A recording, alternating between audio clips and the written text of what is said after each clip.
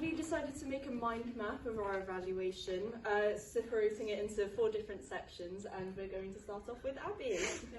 So first of all, we mined the text to look for meaning behind the lines, which helped us to add realism to our performances. And we also worked together to direct each other's scenes, and through this we managed to help each other with the gestures and blocking. We played around with gestures and units to find different meanings behind the lines.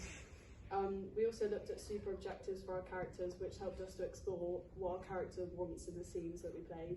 And we looked at given circumstances to help with realism to add more depth to our performance. And moving on to positive feedback, we used facial expressions and tone, which helped to display our emotions. We began to show understanding of gestures and how to use them naturally, which is important when it comes to using Stanislavski and his methods. We covered any mistakes professionally, which is also quite important when it comes to any performance, so the audience don't get taken out of the performance.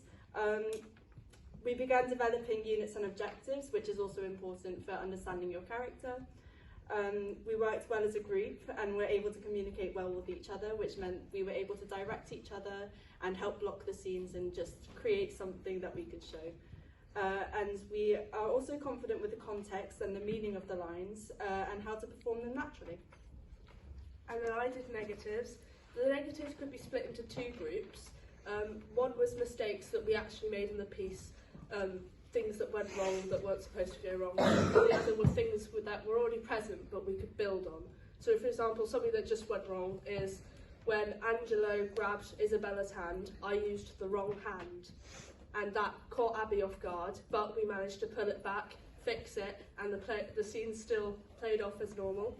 To build on, some of us felt like we needed to work on eye line and physical through line of movement, and some of us needed to make our gestures more naturalistic to be able to convey what the scene was actually conveying.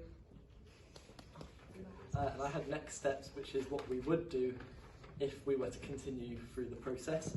So we wanted to find out more about our characters given circumstances, to mine through the text and sort of understand more how we should be playing our character.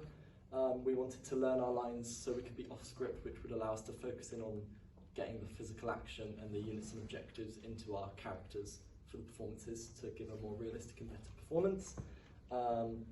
Some of us wanted to look at our physicality and our body language, show a clear difference between the 2 kinds of characters on the stage at once, between Isabella, Claudio and Angelo.